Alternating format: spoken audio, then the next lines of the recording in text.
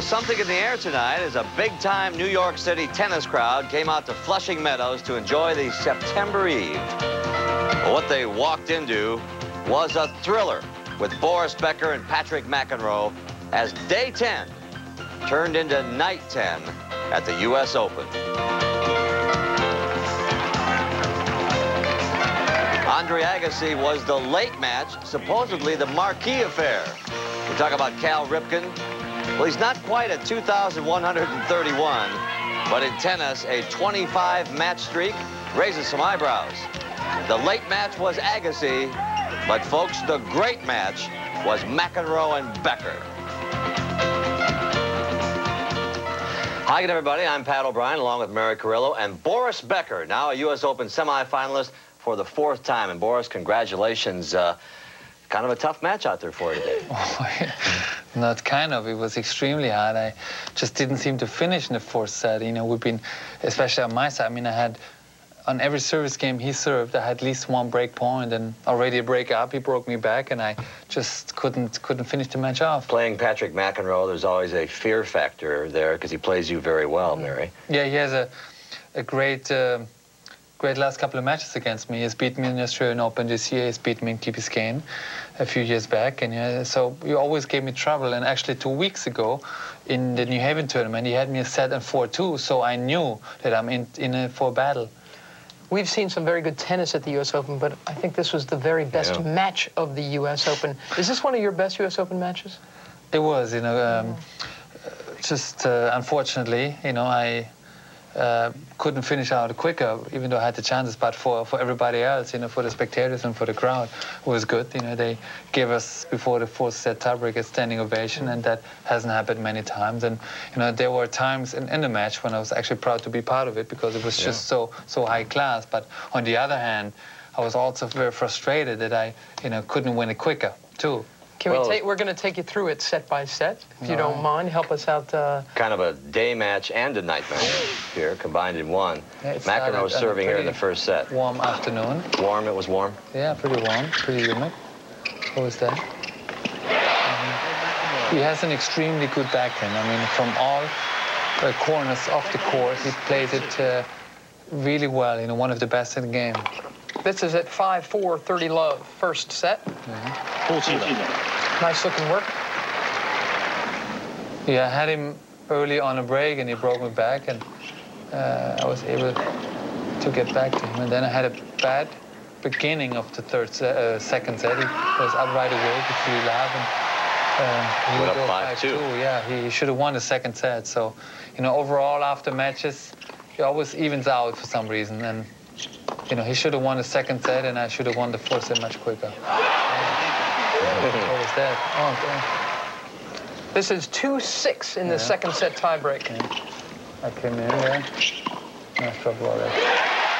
We saw you play this way at Wimbledon, but isn't it a lot harder at the U.S. Open? Oh yeah, sure. Because you know you have to hit the approach shots just so much better and so much more accurate in the corners. Otherwise, people have an easy time to pass me. And, you know, it's very demanding on my physique, on my legs. You have to always attack the ball, and also on the volley, it's not that you just close them out easily. You have to always knock them and stick them. You know, play them hard, and that's the tough part on a hard court. You said you were proud to be part of this. What was it that made you proud to be part of this? What made it special? No, it made it special that I actually never had a chance to play John in a Grand Slam, and so I've played Patrick a couple of times, but never at the U.S. Open, and he gave me more than a handful. You know, I saw John after the match, and he said, "Well, I'm very proud of my brother today," and he has all the reasons because he just played a great match and he made it extremely hard for me today. He was very calm. I didn't see that because I didn't really watch him so much. This is at 2-3, 40-30 in the 4th set. That was kind of pretty. Yeah. I should have taken it on the rise more. It was a risky shot. Well, you're not afraid to go for a risk. Big serves, 2nd serves. 4-all, 4th set. Uh-huh.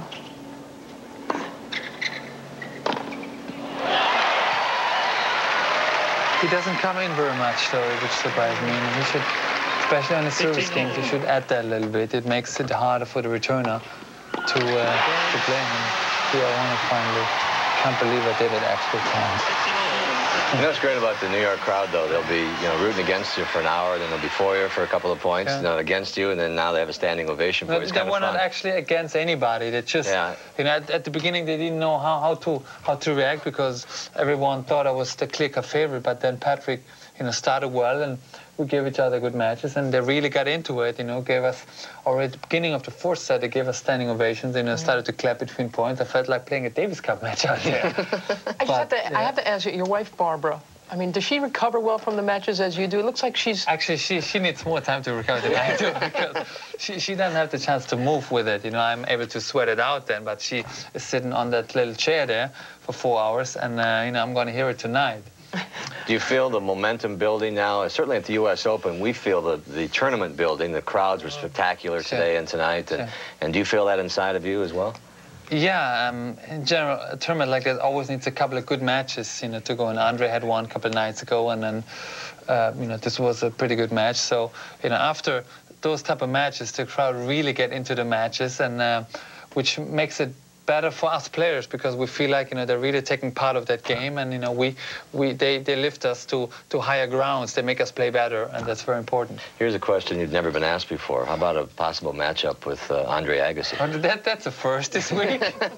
We're scooping everybody here. That's a first this week. Well, he's obviously the top player right now, and he's been playing already for 12 months on top of his game, and he has beaten me 5.5 years until Wimbledon this year. So I cannot really go into this match saying I'm the favorite, even though I won the last match. But I smell that I have a chance, and I'm playing good tennis right now. But I know I need to go up a notch. I need to reach another level. I really need to reach my best level, and I have another 2 days to recover physically, which is going to help me. And then Saturday I have to go all out. Well, thanks for coming by. Congratulations today, and we'll see you down the road. Thank you. When we come back, we'll talk to Patrick McEnroe, who was out there with Boris Becker all afternoon and evening, and the Andre Agassi story. We continue here from Flushing Meadows. Stay with us. Nothing better than a McEnroe on stadium court at night. Even with a loss, Patrick made the family proud. Post-match interview. What happened in the second set, Patrick? We have 2 set points. Well, he played a couple of deep shots, and I thought there was one that was a close call, a questionable call, and maybe I was wishing it out, or maybe it was out. I'm not sure, but obviously that was big, and that was important if I'd made it 1 set all right there. What was it like having your family here, big crowd favorite, your brother's up in the booth? I mean, this is all happening. Yeah, it's nice. Like I said, it's nice to finally play my best here. Over the years, I haven't always played my best tennis here. So I'm glad that I did everything I could to do that and that it worked out. And unfortunately, I came up just a little bit short today, but I'll be back. He sure will, and he did himself some good tonight, didn't he? It was wonderful. Yeah. It was a wonderful thing to see. I think Patrick has always handled very well being in the very long shadow of his older brother, and now he stands alone. It was great. Well, it was a big day of tennis here at the U.S. Open. Next up was Andre Agassi and Peter Korda, and a little nail-biter for Agassi tonight. It started off easily enough. Andre Agassi in total control on this stadium court, and afterwards, in fact, Peter Korda said it took him 2 full sets to get used to the stadium. It's such a larger court than all the others. Agassi's been playing here for years now. Korda said it was his first chance out there. He felt a little robbed by it. He didn't play a good first set. It was all Agassi, and in fact, set 2 was all Agassi as well. But Andre Agassi has played Peter Korda enough to know just how dangerous, how talented this Czech lefty is. And Korda, even early on in this match, was showing great flashes. He's also gotten himself fitter, which is terrific for him because he could stay with Agassi through this match. Cruz is in the first set. This was the crowd that had to wait a while to get in here, so they were anxious to see some great tennis. The match was about an hour late. Agassi totally dominated through the second set as well. Oh, boy, did he go away in set 3. Then, dum. That's what happened. It was a 19-minute third set. Agassi, he got flat. He didn't hit a lot of winners. And again, Peter Korda can come up with the goods. How do you explain this? You watch. Yeah, it's just, I saw Andre after the match, and he said, oh, my matches are just running into each other. He's gone such a streak. He hasn't lost a match since he lost to Boris Becker in the Wimbledon semis. He really had to get himself out of big trouble in this fourth set. Down 2 breaks, down 4-1. A lot of people would have bagged this fourth set. But Korda started missing. Agassi realized he could hang around and take it. I like that about Andre. He knows how to hang around, get focused, get back in, and now it's match point.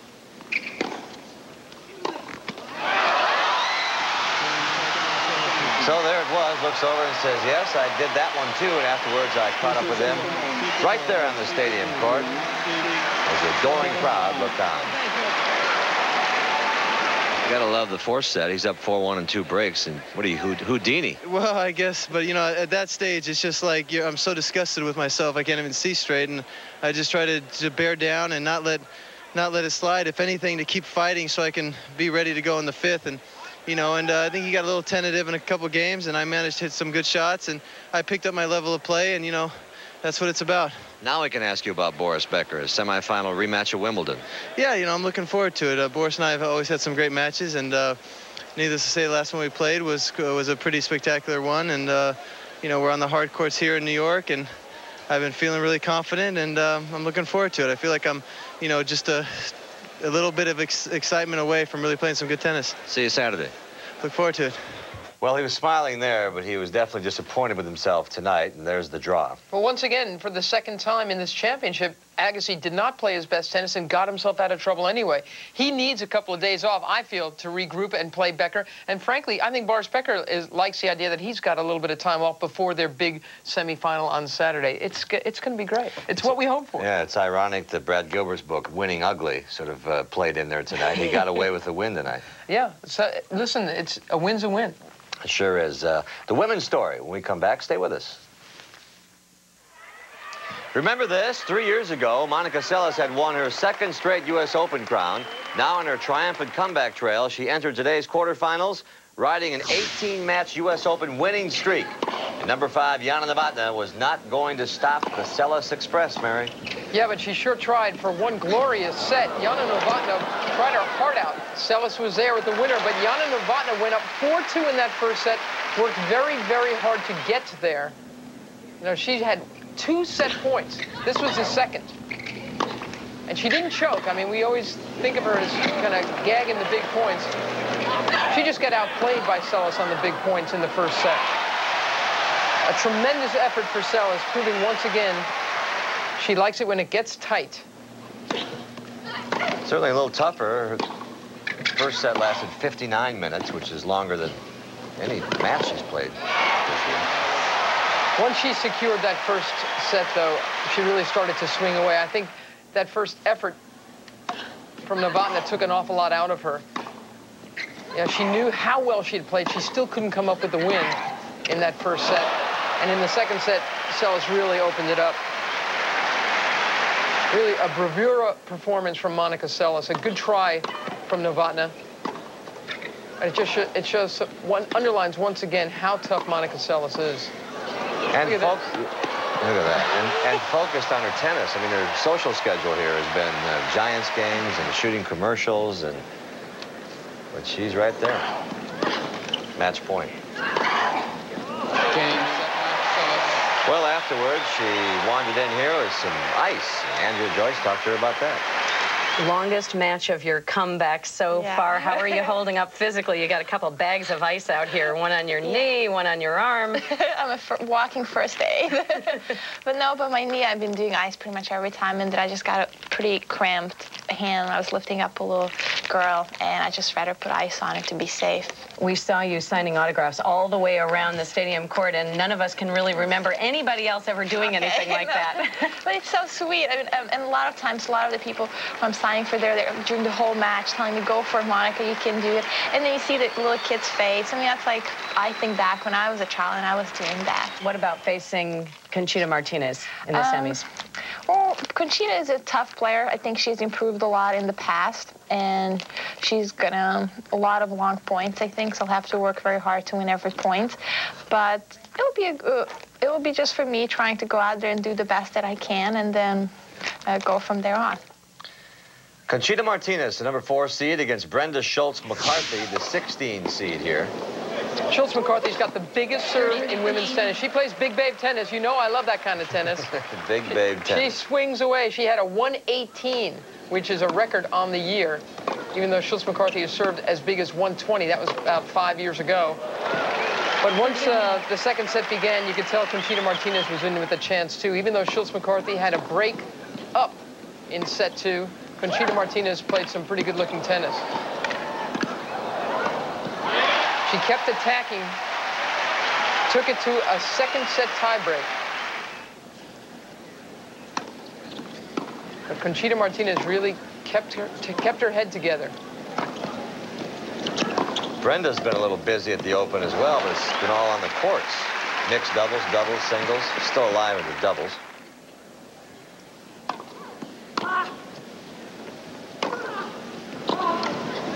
By the third set, McCarthy was pretty spent. Conchita deserved to win this one. She weathered the storm. I just have to play with a lot of patience. Get the ball back, try to keep her, you know, at the baseline, play deep. And I think she misses more than before, but, you know, she's still very good, and, you know, see what happens. I mean, the point is not, you know, don't be nervous and try to hang in there. So, Mary, from a field of 128 women, we are down to the final 4. How do you size this up? No, I still like Groff over Sabatini. The only time Sabatini has lost in a Grand Slam match to Groff was here 5 years ago, but I think Groff is playing more good offensive tennis and Sabatini's playing defensive tennis. Martinez and Seles, again, I gotta like Monica Seles. I think she's playing very well.